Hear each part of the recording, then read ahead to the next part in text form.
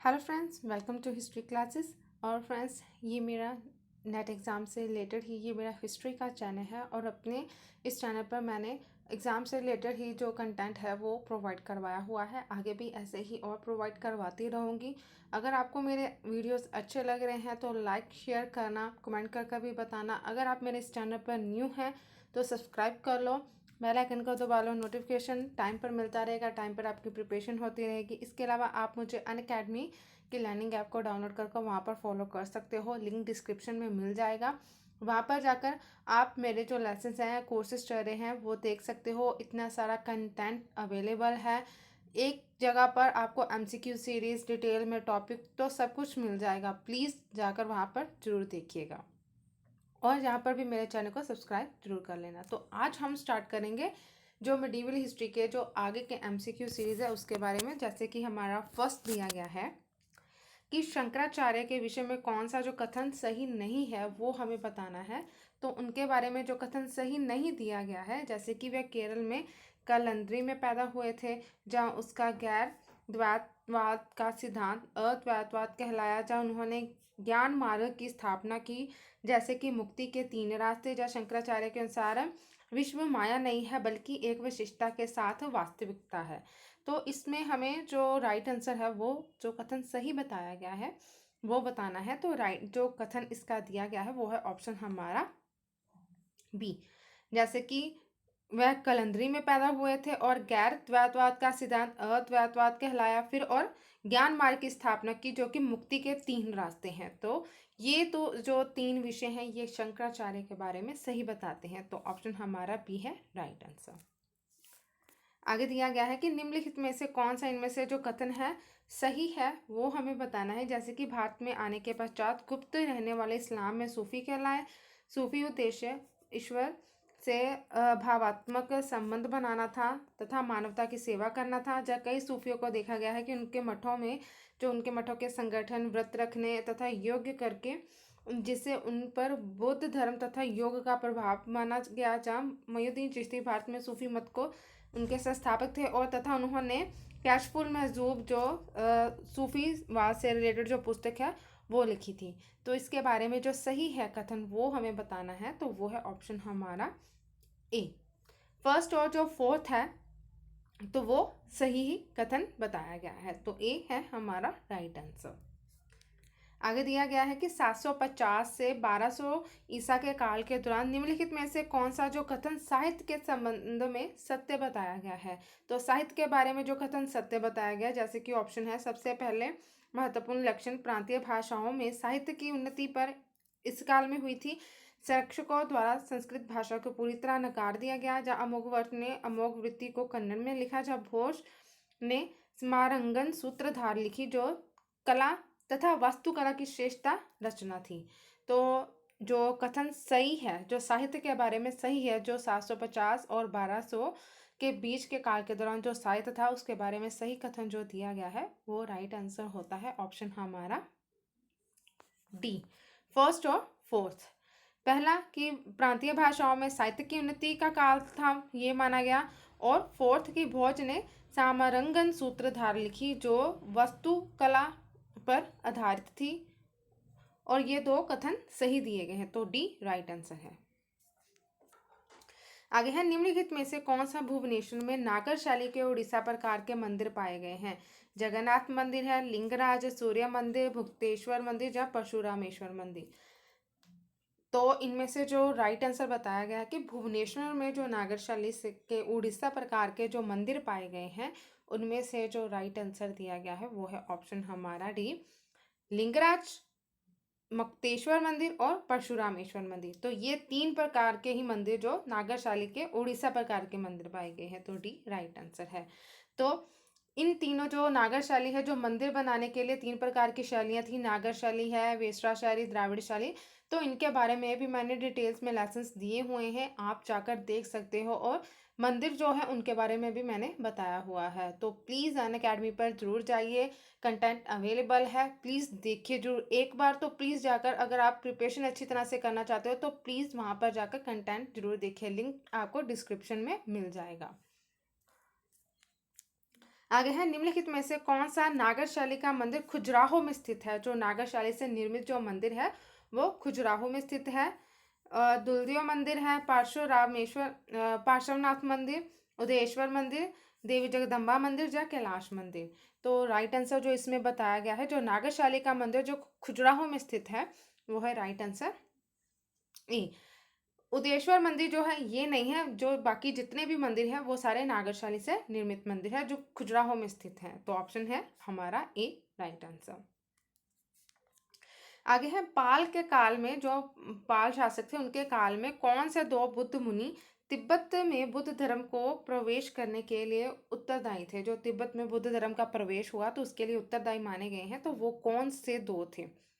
तो right answer जो इसका दिया गया है वो है ऑप्शन बी, आतिश दीपांकर सॉरी, और संतरिक्षता। तो ये दो जो थे मुनि थे, बुद्ध मुनि जो थे, जो जिन्होंने तिब्बत में जो बुद्ध धर्म को प्रवेश करवाया, जहाँ वहां पर स्थापित किया, उसके उत्तरदायी ये दो थे। तो ऑप्शन है इसका बी राइट आंसर।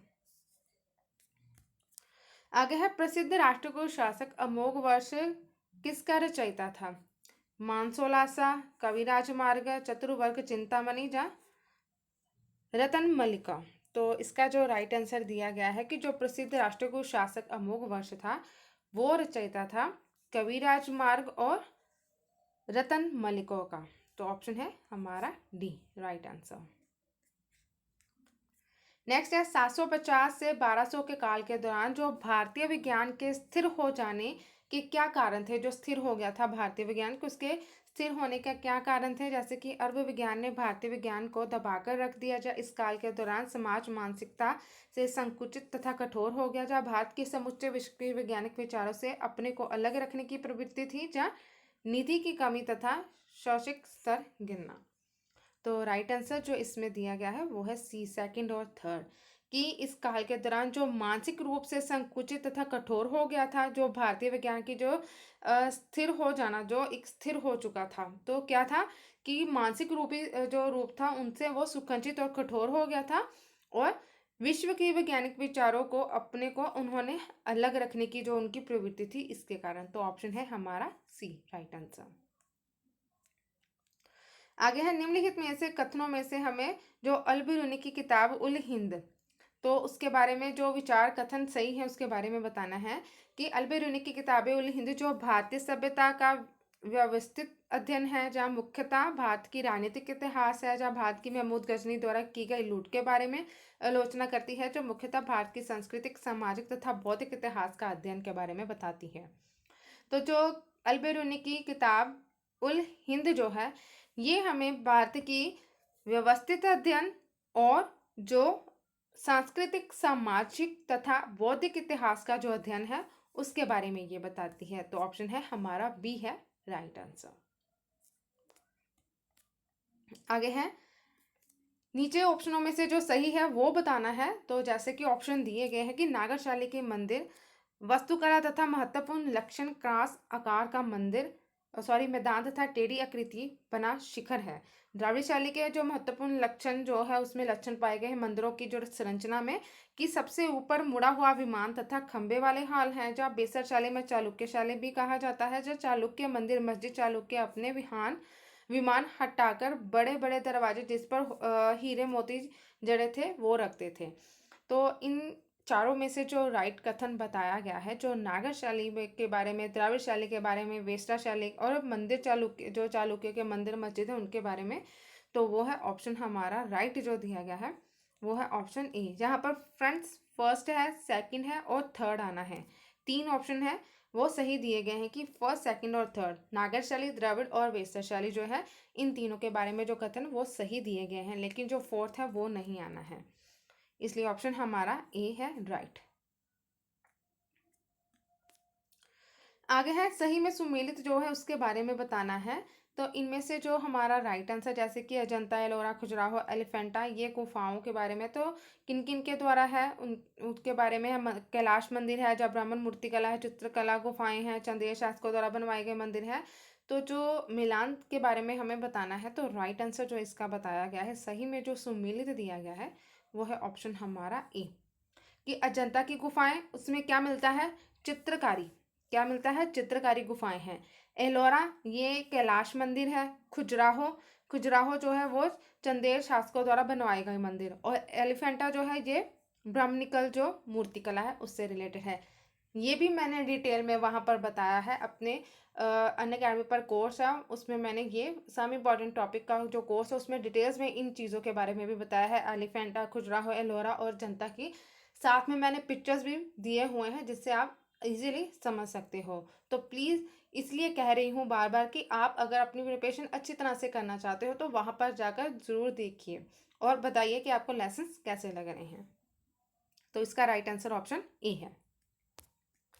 आगे है सूची ए को सूची 2 के साथ मिलाना है, तो उसमें हमने जो राइट आंसर बताया गया है, जैसे कि सूची ए, बी, सी, और जिसमें कोरंगनाथ मंदिर, राजेश्वर मंदिर, एयरबतेश्वर मंदिर और शिव मंदिर बताया गया है। तो दूसरी तरफ तिरुवल्लेश्वर, धरसूर, श्रीनिवास नलूर और तंजौर है।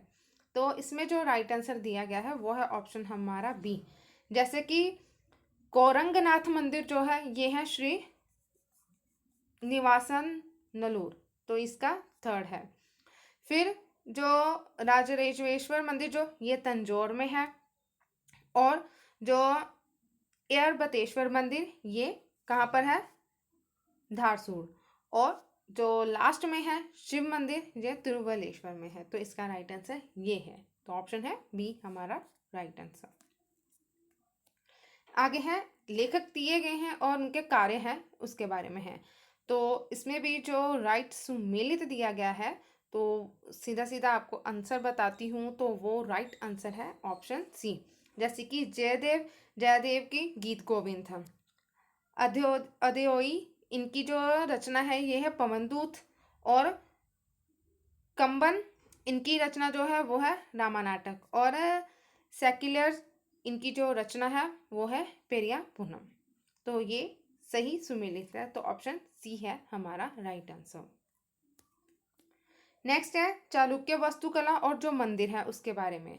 तो जो राइट आंसर है चालुक्य वास्तुकला और मंदिर के बारे में, तो वो है ऑप्शन हमारा डी। जैसे कि मंदिर वास्तुकला का जो प्रारंभिक चरण माना गया है वो कौन सा है, वो है नागेश्वर मंदिर जो तंजौर में है। फिर मंदिर वास्तुकला की जो परिपक्वता है वो है बृहदेश्वर मंदिर तंजौर, और मंदिर वास्तुकला का जो अंतिम चरण माना गया है वो है कुंभदेश्वर मंदिर तिरुभुवनम में। और प्रारंभिक चोल मूर्तिकला ये है शिव मंदिर कुरकोनम जो वहाँ पर स्थित है। तो ये चोल वास्तुकला के बारे में और जो उनके मंदिर हैं उनके बारे में है। तो ऑप्शन हमारा डी राइट आंसर है। नेक्स्ट है शासक और जो साहित्य कार्य जो है उनके बारे में, जो शासकों या उनके साहित्यिक कार्य के बारे में। तो जो इनका राइट आंसर बताया गया है वो है ऑप्शन हमारा जो राइट दिया गया है साहित्यिक कार्य का वो ए है, ऑप्शन ए। जैसे कि अमोघ वर्ष ये कविराज मार्ग, भोज सारम समररंगन सूत्रधार ये है, और बृहकराज ये हरिकेली नाटक, और भल्लाल सेन दान सागर। तो ये शासक हुए हैं और उनके साहित्यकार इस प्रकार है। तो ए इसका राइट आंसर है। और लास्ट में है विद्वान है और उनके जो साहित्यकार हैं उनके बारे में है। तो ये जो इसका भी जो राइट आंसर है वो है ऑप्शन सी, सही में सुमेलित ये दिया गया है।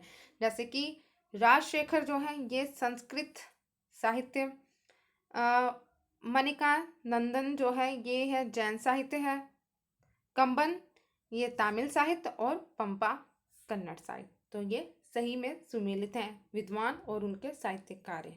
तो ऑप्शन सी हमारा राइट आंसर है। तो फ्रेंड्स ये थे आज के कुछ हमारे एमसीक्यू सीरीज मिडिवल हिस्ट्री से, और आगे भी इसी प्रकार से ही हम और जो एमसीक्यू सीरीज है उसके बारे में जानेंगे। तो देखते रहिएगा, शेयर जरूर कीजिएगा मेरे वीडियोस को अपने फ्रेंड्स के साथ, लाइक करना और कमेंट कर भी जरूर बताना, और अनअकैडमी पर जरूर फॉलो कीजिएगा अगर आप और भी अच्छी तरह से प्रिपरेशन करना चाहते हो। और फ्रेंड्स टेलीग्राम पर भी मेरा चैनल है, उसका लिंक भी मैंने डिस्क्रिप्शन में दिया हुआ है, तो अगर आप पीडीएफ वगैरह लेना चाहते हो तो वहाँ पर भी आकर ले सकते हो। तो फ्री ऑफ कॉस्ट है अनअकैडमी पर, और पीडीएफ भी। तो प्लीज़ अपनी प्रिपरेशन ऐसे ही करते रहिए और आपका एग्ज़ाम जरूर और डेफिनेटली ही क्लियर होगा। और वीडियो देखने के लिए आप सभी का थैंक यू।